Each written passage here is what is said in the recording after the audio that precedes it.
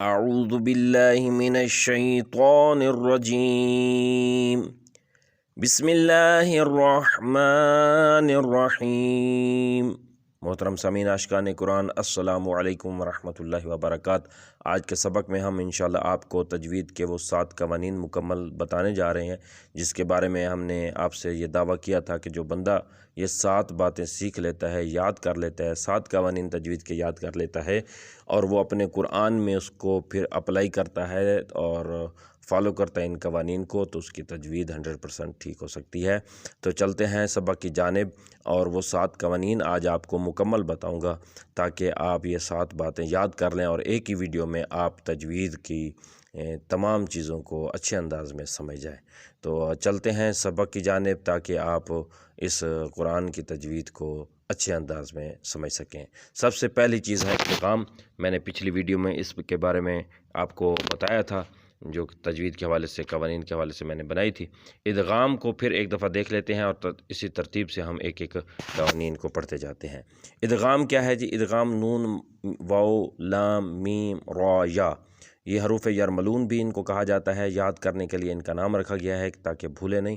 حروف یرملون میں جو حروف آ رہے ہیں، یا، را، میم، لام، واو، نون، یہ حروف یرملون جو ہیں یہ کل 6 ہیں۔ تنوین یا نون ساکن کے بعد، یعنی نون کے اوپر جزم ہو یا 2 زبر یا 2 زیر یا 2 پیش، ان کے بعد اس کو تنوین کہا جاتا ہے۔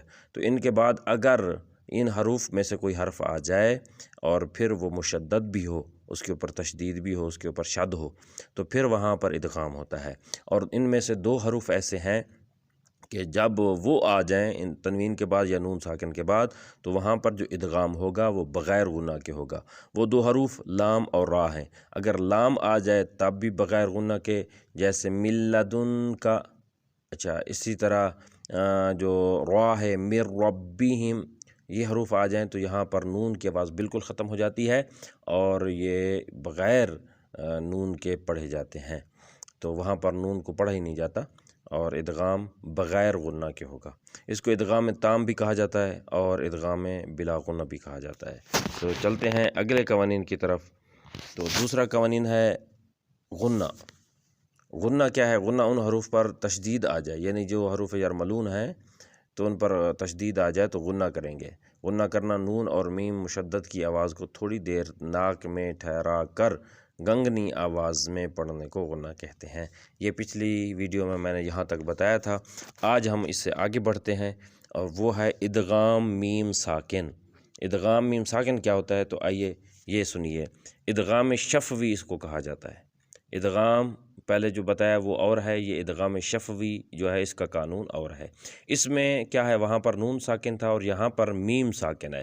اگر میم ساکن، جیسے دیکھیں کہ آپ میم کے اوپر جزم دیکھ رہے ہیں، یہ جو میم کے اوپر جزم ہے اس کو کہتے ہیں میم ساکن۔ کے بعد اگر اور میم آ جائے تو میم کو میم سے ملا کر غنہ کے ساتھ پڑھا جائے گا، جیسے میم، میم، یہاں پر ادغام ہوگا میم پر۔ تو اسی طرح یہ ہے ادغام شفوی۔ اس کے بعد ہے اخفا۔ اخفا کیا ہے؟ حروف اخفا 15 ہیں: تا، ثا، جیم، دال، ذال، زا، سین، شین، صاد، ضاد، طا، ضا، فا، قاف اور کاف۔ یہ حروف اخفا ان کو کہا جاتا ہے۔ اچھا، یہ ان کا کیا قانون ہے؟ تنوین یا نون ساکن کے بعد حروف اخفا آ جائیں، اگر نون ہو یا تنوین ہو، اس کے بعد ان حروف میں سے کوئی حرف آ جائے تو نون کی آواز کو ناک میں چھپا کر پڑھا جائے گا، نوک زبان تالو سے ہٹا کر، جیسے اردو میں پنکھا، جیسے آپ پڑھتے ہیں پنکھا، پنکھا، تو نون کو پڑھتے ہیں، اخفا کی مقدار 1 الف ہے۔ تو اسی طرح آپ نے ان حروف کو جیسے پڑھتے ہیں من قبل، من قبل، من قبل، یہ ہے اخفا، ٹھیک ہے۔ تو اس سے آگے حروف کون سا ہے؟ وہ ہے اقلاب۔ اس کو قلب بھی کہتے ہیں، اقلاب بھی کہتے ہیں۔ اقلاب کا مطلب کیا ہے کہ نون ساکن یا تنوین کے بعد اگر حرف با آ جائے تو نون کو میم سے بدل کر اخفاء شفوی کریں گے۔ اچھا، اخفاء شفوی یعنی کس کو؟ نون کو بدل دیں گے، کس میں؟ میم میں۔ جیسے من بعدی، اصل میں تھا من بعدی، اب نون ہے اس کے اوپر جزم ہے تو اس من بعدی کے اوپر جو نون ہے اس کو ہم چھوٹی سی میم لکھی ہوتی ہے، اس کا مطلب ہے اس کو نون نہیں پڑھنا، اس کو میم پڑھنا ہے، یعنی میم بعدی پڑھنا، میم زیر میم میم، حالانکہ نون لکھی ہوئی ہے تو اس کو جب نون کے بعد با آ جائے اور نون کے اوپر جزم ہو تو پھر یہاں پر ہم اس نون کو میم میں بدل دیتے ہیں، اس کو کہتے ہیں اقلاب۔ اقلاب یعنی بدل دینا، تبدیل کر دینا نون کو میم میں۔ تو یہ آپ نے یاد رکھنا ہے، جب با آ جائے نون ساکن کے بعد وہاں اقلاب ہوگا، اس نون کو میم میں بدل دیں گے۔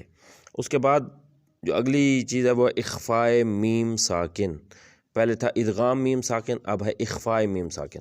اخفاء شفوی کیا ہوتا ہے؟ ادغام شفوی آپ نے پڑھا تھا۔ اخفاء شفوی کیا ہے؟ میم ساکن کے بعد با آ جائے، وہاں تھا میم اخفاء۔ ادغام شفوی جو تھا میم ساکن کے بعد، وہ تھا جب میم کے بعد میم آ جائے، میم ساکن اور اس کے بعد میم آ جائے۔ یہاں پر یہ نہیں ہے، یہاں پر ہے میم ساکن ہو اور اس کے بعد با آ جائے، تو پھر کیا کریں گے؟ وہاں پر اخفاء ہوگا، تو یہ اخفاء شفوی کہلاتا ہے۔ وہاں پر بھی اخفاء کر کے پڑھیں گے، اس کو تھوڑا سا آواز کو غنہ میں بدل دیں گے۔ جیسے کہ مثال کے طور پر میں آپ کو ایک مثال قرآن سے میں بھی آپ کو دکھا دیتا ہوں تاکہ آپ کو مطمئن ہو جائے کہ یہ کیا ہے۔ تو جب میم آ جائے با کے بعد، تو میم ساکن کے بعد با آئے تو وہاں پر اخفاء شفوی ہوگا۔ تو آگے چلتے ہیں۔ آخری جو قانون ہے وہ ہے قلقلہ۔ یہ بہت اہم قانون ہے اور اس کی آپ نے پوری جو ہے نا توجہ کے ساتھ اس کو سننا ہے۔ وہ ہے قلقلہ، حروف قلقلہ 5 ہیں: جیم، دال، با، طا، قاف۔ اس کو اگر دوسرے لفظوں میں پڑھا جائے تو حروف قطب جد بھی اس کو کہا جاتا ہے۔ قطب، قاف، طا، با، جیم، دال، جد، قطب جد۔ قطب جد جو حروف ہیں جب ان پر جزم ہو، یعنی ان حروف پر، ان 5 حروف پر جزم ہو تو ان کو پڑھتے وقت ان کے مخرج ٹکر کھا کر الگ ہو جاتے ہیں۔ مثلا کسی چیز سے، جیسے بندے کی کوئی چیز مارتا ہے دیوار پر، پھر وہ پیچھے ہٹتی ہے، اسی طرح وہ ٹکر کھاتے ہیں اور پھر پیچھے کی طرف زبان ہٹتی ہے تو وہ مخرج ادا ہوتا ہے۔ جیسے اد، اج، اق، اب، اسی طرح اط۔ یہ جو حروف ہیں یہ حروف قلقلہ ہیں۔ تو یہ حروف جو ہے 5 حروف، ان کو حروف قطب جد بھی کہا جاتا ہے۔ جب یہ ساکن ہوں تب قلقلہ ہوگا۔ یہ بات آپ نے بہت دھیان سے سنی ہے کہ جب ان کے اوپر جزم ہو، یعنی یہ ساکن ہوں تب قلقلہ ہوگا۔ ہر دفعہ بھی قلقلہ ان پر نہیں ہوتا، جب تک ان کے اوپر جزم نہ ہو، سکون نہ ہو، تب تک ان کا قلقلہ نہیں کریں گے۔ جب سکون ہوگی تب قلقلہ ہوگا۔ تو امید کرتے ہیں آج کے یہ 7 قوانین کی ویڈیو آپ کو بہت پسند آئی ہوگی، اور آگے شیئر بھی کریں، اس کو بار بار سنیں تاکہ آپ کو یہ باتیں یاد ہو جائیں۔ انشاءاللہ چلتے ہیں نئے سبق کی جانب، انشاءاللہ کل ملیں گے، اور اتنے تک ہمیں اجازت دیجیے۔ اگر آپ ہمارے چینل پر نئے ہیں ضرور ہمارے چینل کو سبسکرائب کر لیجیے۔ شکریہ، خدا حافظ۔